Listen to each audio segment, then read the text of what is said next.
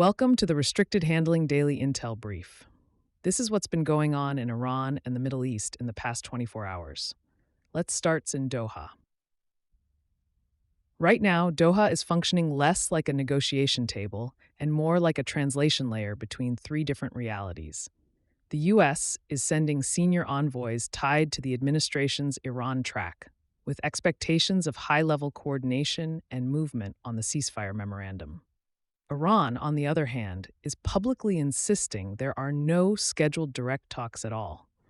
Tehran is framing its presence in Qatar as technical engagement through mediators, focused narrowly on verifying whether the U.S. is actually implementing commitments tied to the agreement signed earlier this month. So you've got this strange overlap.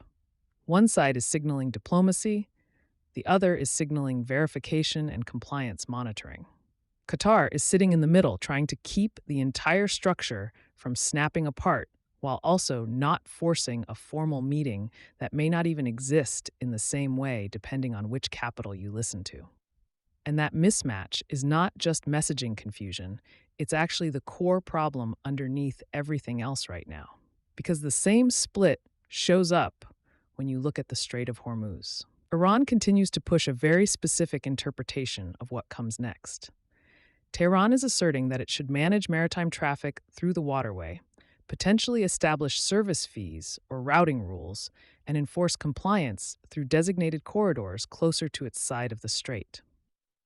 Oman, meanwhile, is trying to hold together a more neutral framework, emphasizing legal maritime services and safety coordination, rather than anything that looks like a sovereign toll system or unilateral control. This is where the friction gets interesting. Iran is trying to convert wartime disruption into long-term structural authority over the choke point. Oman is trying to keep it inside a system that international shipping companies, insurers, and external powers can actually live with. Those two visions don't naturally overlap. And shipping itself is reacting in real time to that tension. Traffic through the Strait of Hormuz has started to recover after earlier disruptions, but it's still not stable enough to call it normal. On some days, crossings jump sharply as vessels re-enter the route. On other days, activity drops again after renewed tensions or security concerns. A key detail here is that a meaningful portion of ships are still either altering routes or turning off tracking systems entirely, which tells you something about confidence levels even when the strait is technically open. Markets are watching all of this like it's a live stress test. Oil prices have stabilized compared to earlier spikes, but the risk premium is still there.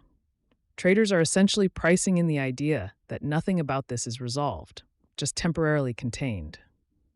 Now zoom back into Iran domestically, because the external negotiating posture is being shaped by internal pressure in a very real way. There's visible fragmentation inside Iran's political and clerical ecosystem over how to handle the U.S. framework agreement. A group of members within the Assembly of Experts recently issued a statement reinforcing strict red lines tied to Supreme Leader guidance. Those include demands around frozen assets, sanctions relief, and control over strategic waterways like Hormuz. But the important detail is not just what they said. It's that the institution itself quickly stepped back and clarified that the statement did not represent an official unified position. That kind of public correction inside a clerical body designed to project consensus is not routine. It signals internal disagreement about how rigid Iran's negotiating posture should actually be.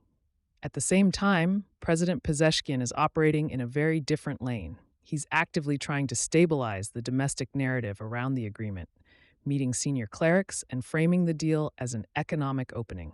The emphasis is on sanctions relief, frozen asset recovery, and near-term financial breathing room. In plain terms, he's selling this as something that puts money back into the system quickly, not just a long-term diplomatic reset. So internally, you've got a split between hardline constraint enforcement and executive-level economic framing. That tension is now feeding directly into how Iran behaves in Doha. Shift to Lebanon, where another layer of this system is trying and struggling to lock into place. There is a U.S.-brokered framework involving Israel and Lebanon that outlines a phased security arrangement in southern Lebanon. The idea is straightforward on paper. Lebanese armed forces move into designated zones. Non-state armed infrastructure is dismantled. Israeli forces gradually reposition out of selected areas. But the implementation problem is immediate. Hezbollah has rejected the framework entirely, describing it as imposed and unacceptable.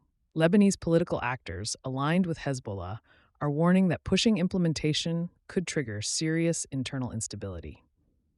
On the Israeli side, there is deep skepticism that Lebanese institutions can actually deliver disarmament at scale, which leads to a very familiar pattern in this region. Agreements exist, but ground reality moves slower and in a very different direction. And while diplomacy sketches out phased withdrawals, Israeli forces continue targeted operations against Hezbollah infrastructure in the south. That includes tunnel networks, weapons depots, and command sites. So the diplomatic map and the operational map are still not aligned. Now bring Iraq into the picture, because it shows how this contest is shifting from pure military pressure into institutional pressure. The Iraqi government is running a broad enforcement and anti-corruption campaign that includes arrests across multiple provinces and targets a mix of political figures, officials, and financial intermediaries. At the same time, Baghdad is moving forward with efforts to regulate weapons ownership and push armed groups toward formal disarmament or registration under state authority. On paper, that looks like consolidation of state control. In reality, Iraq still operates with a fragmented security environment where multiple armed groups maintain varying degrees of autonomy and political influence. What's changing is not necessarily the existence of those networks, but how they interface with the state. Some are adapting by shifting from overt militia identity toward deeper integration into political and administrative structures. That makes them harder to isolate and easier to embed inside formal institutions, even as enforcement pressure increases. And then there's the broader strategic layer shaping all of this. Recent Iranian attacks on U.S.-linked facilities in the Gulf have reignited a long-running debate inside U.S. defense planning circles about whether large fixed military installations in the region still make sense in their current form. The core argument being made by former commanders is not about reducing presence entirely, but about rethinking exposure. The concern is simple. Fixed, high-value sites close to Iranian missile and drone reach are increasingly vulnerable in a modern environment shaped by long-range precision strikes, persistent surveillance, and rapid targeting cycles. The suggested shift is toward more dispersed, mobile, and hardened posture options, potentially repositioning key capabilities farther from immediate threat zones while maintaining operational reach through partners and distributed networks. This is less about retreat and more about adaptation to how conflict actually looks now in this theater. So when you step back, the pattern across all of this becomes clearer. Doha is struggling with competing interpretations of the same agreement. Hormuz is being contested not just physically, but legally and economically.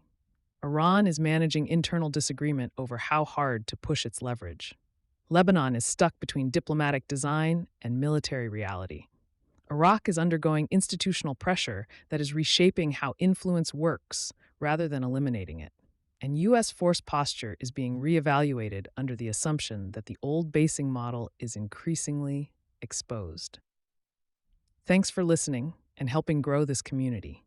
If you're getting value from the show, a quick review or comment helps surface it to others who care about this space. For deeper coverage, we publish a daily intel brief on Substack, restrictedhandling.substack.com, where we expand on Russia and China and provide additional insights on Iran, the Middle East, and the DPRK.